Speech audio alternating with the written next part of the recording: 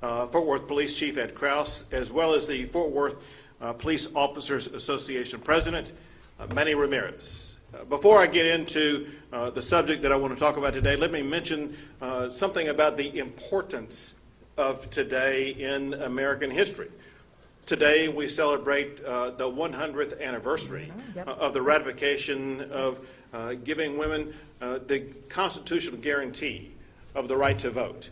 And I have to stop and ponder and think about the ancestors and the grandmothers, maybe great-grandmothers of Jane Nelson and Betsy Price, who probably were proud about having the ability to go vote. But you have to wonder if somewhere in the back of their mind they were thinking about their granddaughters and great-granddaughters and their ability in the future, not only to be able to go vote, but you have to wonder if they pondered the possibility that their granddaughters and great-granddaughters would one day also be able to earn the vote, to be elected to the offices they have today. So congratulations, Jane and Betsy, and this very special day for women across the entire country for the powerful role that the past 100 years have ushered in for women involved in the political process.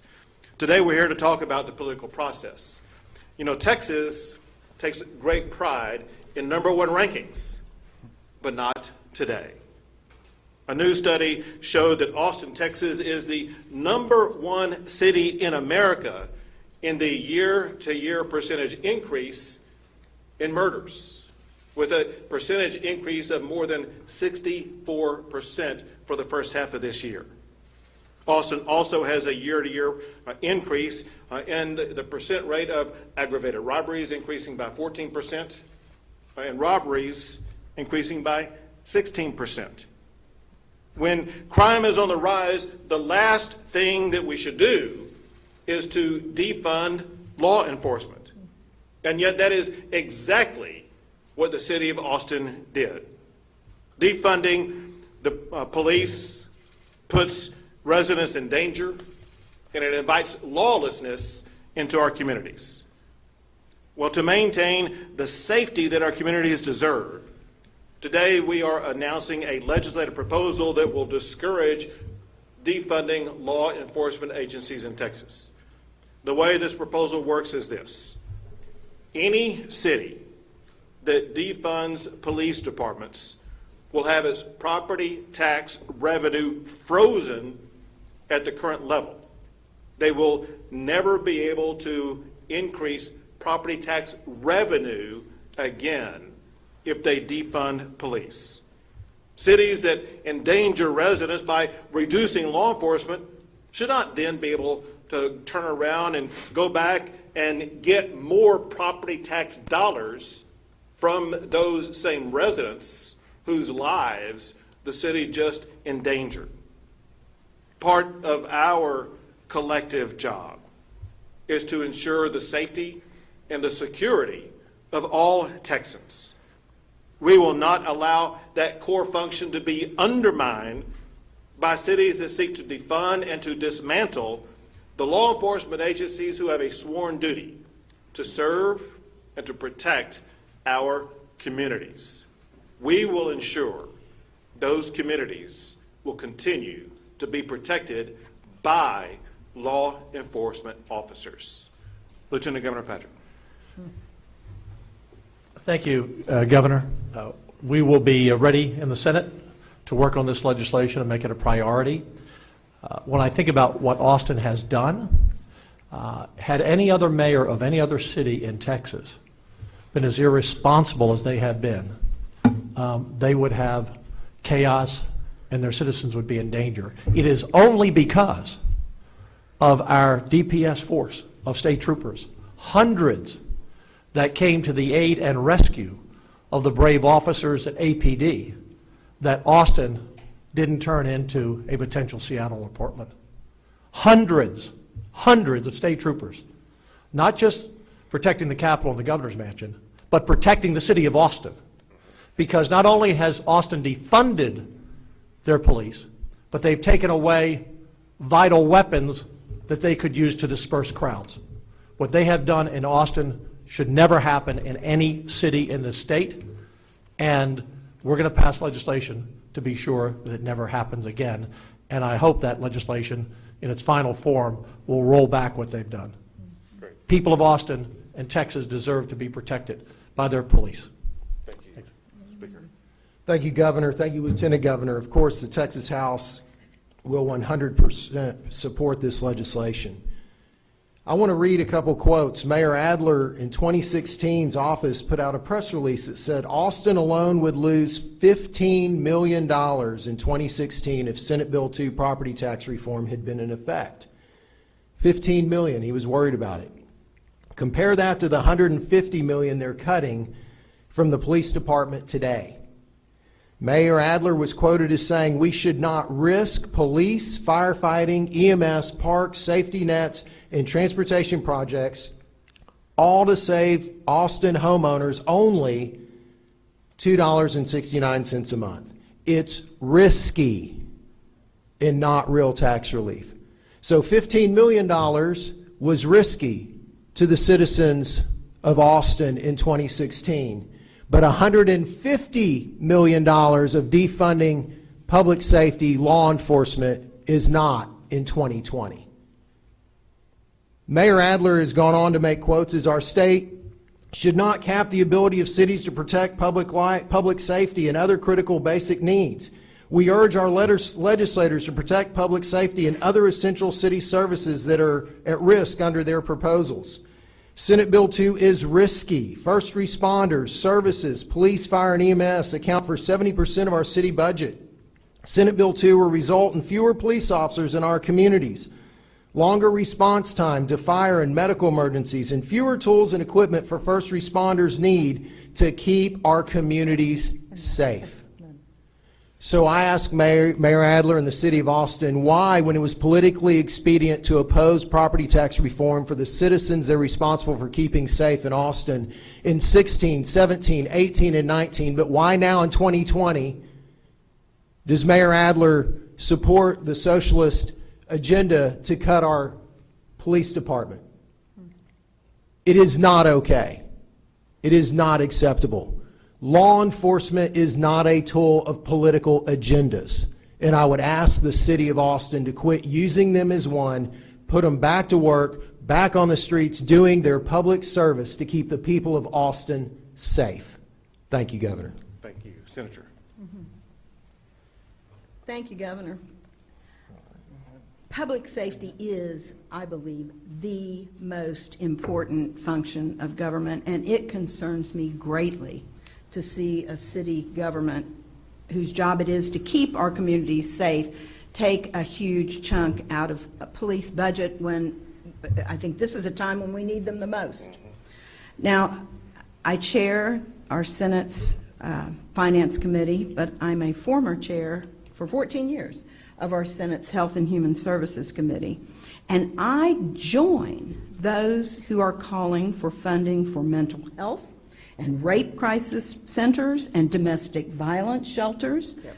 We are, as a state, making huge investments in those items in our state budget, and we'll continue to do that. But you don't have to defund law enforcement to accomplish those objectives. In fact, I have worked for many years in the area of domestic violence, and I can tell you that police officers are often the first on the scene for domestic violence calls when seconds count and it's life or death.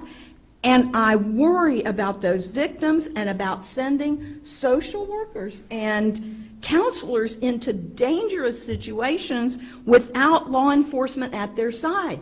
It's dangerous, and I don't want to see that happen. It frightens me. The police are there to protect and to serve. Mayor Price and I go way back together, and we're grandmothers now. And we teach our grandchildren to respect Absolutely. law enforcement and that they're there to protect and to serve. And it's been very difficult to explain to young children why people are allowed to destroy public property and set fires and riot in the streets, and yet at the same time We see cities turning their backs on police. It's hard to explain to our children. If we defund our police, who will be there to protect us? So these actions, they defy common sense, they're short-sighted, they put lives at risk, and Governor, I'm happy to hear that we're going to address them next session. Thank you. Thank you, Senator. Representative Goldman. Thank you, Governor. Grandma's Unite. Thank you, Governor, Lieutenant Governor, and Speaker for coming to Fort Worth today. It's quite appropriate, Governor, that you chose this building to come to hold this press conference because it's named after Bob Bolin, an incredible public servant who served this city, was the longest-serving mayor until our current mayor, Bob Bolin. So we'll go down in history as our second longest-serving mayor, at least currently. But he was all about public service. And he and Chief Wyndham worked together to make our streets safe, very much in the same way that today Mayor Price and Chief Krause are working to make our streets safe here in Fort Worth.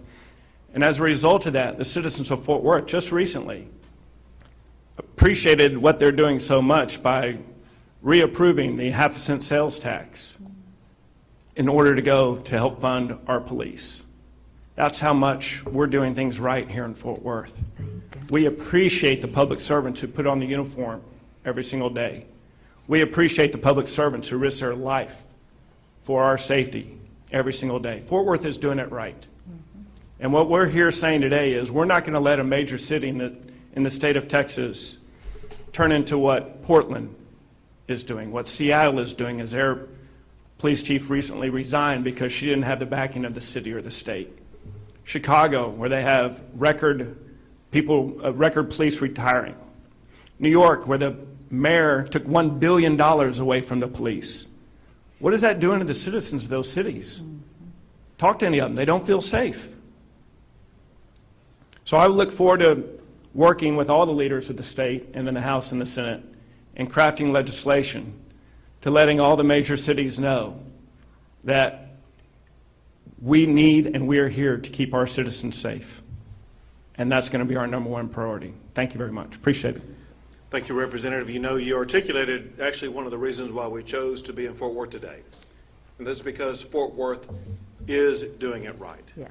And it's doing it right because it has a fabulous, tough mayor running this city who is committed to supporting law enforcement, Mayor Betsy Price. Yes. Thank you, Governor Abbott, and Lieutenant Governor Patrick, and Speaker Bonin, and Senator Nelson, my fellow grandmother and college friend. I guess it's safe to say it's one tough grandmother, as you said that now. You know, we're here today to discuss public safety for our cities, and for me and for most mayors, public safety is job one in this community. It's not political. It's common sense to keep your citizens safe. And I'm proud to support, along with my council, our men and women in uniform. Fort Worth Police Department is among the finest in the nation. Representative Goldman mentioned our crime control prevention district tax. It passed for 10 years overwhelmingly by 65% of our citizens. That means that our citizens truly do want law and order and public safety. We support the enhanced funding for public safety, for trainings. We do understand the concerns in the community of relationships with our police department. Chief Krause and his team, as well as council, are working on those community relations. But we will not defund our police to solve those issues. We will find sources to help with that. Fort Worth has grown exponentially and is one of the safest big cities in the nation because we provide appropriate resources for our police department. To remove that funding, in my opinion, would be very short-sighted, and truthfully, it would set this city back many years. In a day and age when much is demanded of our police officers and first responders, to take away the resources that they need for their core jobs would be irresponsible of a mayor and council. Furthermore, it's very clear that the majority of our citizens want our police department funded. When they call 911, whether it's domestic violence, child abuse, or a break-in, they want a police officer to show up. We have a HOPE team and a crisis intervention team that also is made up with mental health professionals. But they will get, unless it's a nonviolent call, they'll get a police officer also. So, Governor, thank you for helping us ensure, those of us who are working on the front lines every day, that these fine men and women will have what they need. Thank you, Mayor. We'll take some questions. Or not. Yes, go ahead. Governor, this is a question for one of our colleagues down in Austin. He mentioned that Leon Bruce will be coming from Fort Worth that walks down to Austin and deliver that letter on police form has reached Austin. Can you plan on meeting with him about this? Well, obviously, I'm not there today, and my schedule is in flux tomorrow. We'll just have to see. If not, I have no doubt that I have representatives who would be happy. Governor, can you be more specific? If a city has an economic downturn, if their tax revenue's down, if they have to cut all their departments and police is one of them, does that mean they're not able to raise their tax rate? Can you be more specific? This means absolutely any city in the state of Texas that defunds law enforcement will have their property tax revenue frozen as of that time. And that does mean, yes, in the future, if they do face tough economic times, it means they will have no ability to increase that property tax revenue. What that does, Bud, is it ensures those cities know if they do make the decision to defund law enforcement, they are constricting their ability to ever be able to meet the other needs they have. Because the fact of the matter is, if we have lawlessness in our cities caused by local decision-making policies that reduce law enforcement officers, it's going to cause chaos throughout the entire community, and we are not going to allow it. This will be an effective tool that effectively will prevent cities from being able to reduce funding support for law enforcement agencies. Governor, can I just add Sure. something? Just yesterday, in the city of Westlaco, a man walked in to a Walmart with a rifle, and not only did a private citizen who has a concealed carry license, but 2 police officers confronted that gunman, who first put the rifle down, as I understand, and then pulled a pistol out and fired 2 shots. Those police officers took that shooter down. Had we not had police officers there yesterday and a private citizen, because the left also wants to take guns away from private citizens, not only defund police, the governor and I and the speaker would be in Westlaco today at a press conference where innocent citizens were killed. So I don't want to hear about defunding police. We need every officer we can get on the street. We do not have enough now. We need to be recruiting. We need academies. We need to be investing in police, in training. We need to be doing all of these things. And any mayor of any city, like Mayor Adler in Austin, who is moving the opposite direction, is putting every citizen at risk. Every citizen at risk. Lieutenant Governor, to that point, Governor Abbott as well, to the thousands of activists, protesters who have passionately taken to the streets to push for a message to defund the police, is there any middle ground here? Is there anything you're willing to do to hear their side? So I'll start out by addressing it by telling you this, and that is in the aftermath of the killing of George Floyd. I had the opportunity to meet with the family of George Floyd, and I've had the opportunity to meet with the Black Caucus in the Texas legislature to talk about some of the ideas and strategies that they will be working on in the upcoming session. First, we have to start with my perspective, and that is George Floyd was murdered. And what we need to do is to make sure that we do fully fund and fully employ law enforcement, but we provide law enforcement with the training, the tools, and the strategies they need to prevent a replication of a George Floyd type situation in the future. So we need actually to invest more in law enforcement so they do have that training. And then second, we do need to evaluate some use of force strategies to make sure that strategies are not used in ways that kill someone who should not be killed. And then separate from that, I've made clear to the Legislative Black Caucus, as well as to the George Floyd family, that I am open to working on any strategies that will make Texas better. That said, I have been clear from day one, defunding law enforcement is never the answer. Reducing law enforcement is not the answer. Texas will not tolerate a reduction of law enforcement in the state of Texas. We need our law enforcement officers, and we need them funded. Governor, it's pretty clear that the phrase defund police varies in its definition from person to person. And as you mentioned, the most recent cry for it involves not only the killing of George Floyd, but to stem the tide of many people of color dying in incidents involving police brutality, as well as to increase the accountability among police departments. What is there in terms of balance that you can say that you're willing to do or to look at in order to somehow, and as you began, reach some type of solutions? Sure. So if we have police brutality, we don't need fewer police.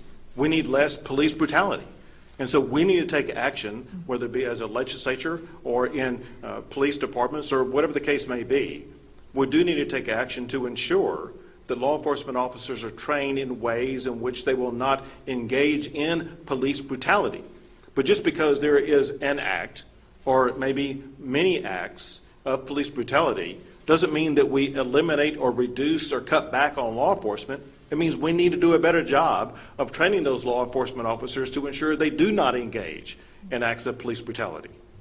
Last question. Governor, I know there have been discussions of moving some state offices out of Austin, out to the suburbs or out to other surrounding areas. Is that a reality if there's not safety and security in central Austin? Did you say state officers? State offices? All the capital, all the offices around the departments? Sure. You mean me?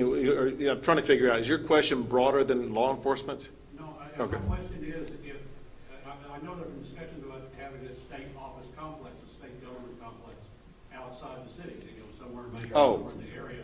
Is there potential for moving more of the? Would you move more of the central state offices out of the city if there's a safety and security?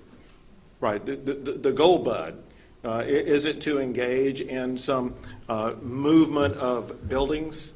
The goal is to ensure safe communities. And the way we ensure safe communities is to make sure we fully fund law enforcement, train them well, equip them well, and then have them do their job.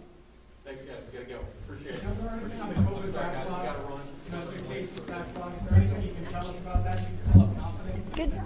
Yeah, I'll answer this question just real quick. And that is, listen, on the challenges with the COVID backlog are largely a part of history. There were several reasons for the backlog. One is the capabilities of the Department of State Health Services were limited to accepting no more than 45,000 test cases per day. They have worked with a team to ensure that was increased 4- or 5-fold.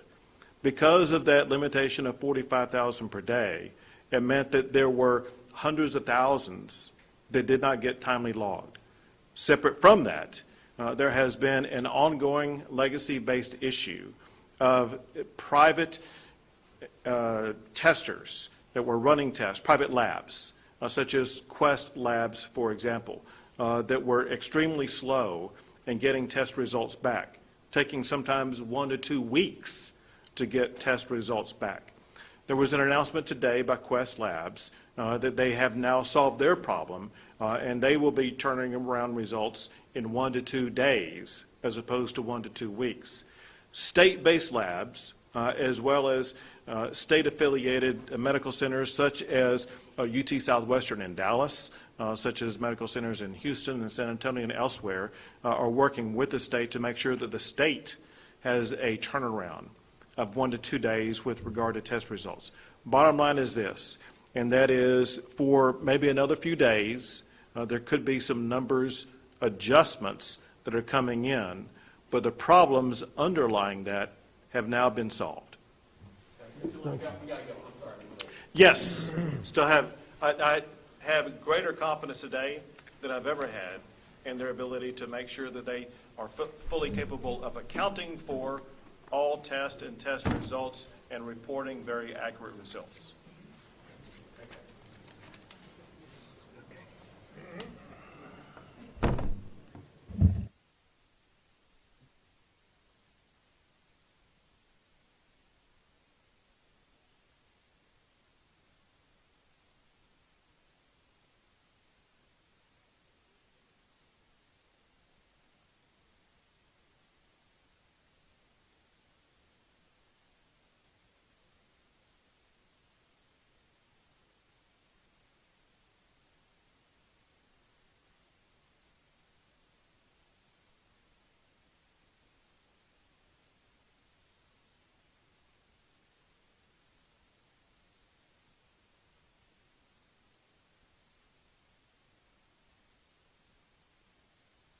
We'll see in this next legislative session is a proposal, he says, to discourage defunding police. Under this proposal, property tax revenue will be frozen if a city defunds its police department. Basically, what this means is that those cities will not be allowed to increase property taxes at all year over year. The governor saying that citizens who are living in cities where the police are being defunded should not have to pay more in taxes. He said that even if there is a drop in revenue, those cities cannot increase property taxes. And you'll want to keep in mind that the legislature during this past session, the 2019 session, already put in a decrease or a cap on that funding of how much cities can increase property taxes year over year, dropping it from 8% to 2.5%. Now, he says that he is doing this in response to the action that was taken by the Austin City Council. So let's look at what the Austin City Council did. They approved a budget last week. Now, the city manager's original proposed budget was $434 million for APD, which is the same amount that it was this past budget cycle. Now, the council decided to take $21 million of that and use it for what they call reinvestment. So basically money that would have been used for 3 cadet classes, for overtime, for filling officer vacancies. That money is instead going to be used to hire more paramedics, for mental health response teams, and to pay for a bunch of social services like workforce development, housing services for the homeless. Now, another $80 million, the city council decided to use that to decouple, or basically what they're going to do is take agencies that are currently under the umbrella of police and let them be run by other agencies. So that $80 million is taking those agencies such as the 911 call center, the forensic lab center, some traditional policing units, internal affairs, even special events. They're going to take that money and instead use it to fund those agencies in other areas. Lastly, that $49 million, this is to reimagine the department and potentially eliminate entire units of APD, such as the Lake Patrol, the traffic enforcement, for alternative public safety options. Now, obviously, we still have a lot of questions about what the governor announced today. He did not say exactly what defunding means, as far as if there's any drop in funding for the police department or if there is any reallocation of funds. Would this potential bill go into place if it is passed into the legislature? You saw Lieutenant Governor Dan Patrick there saying that they will work in the Senate to get this bill passed through legislation next session, which is set to start in January. So we're going to reach out to the mayor, the city council, for reaction on this, and we'll have much more for you on that, as well as their response tonight on KVUE News. We'll now return you to your regular programming already in progress.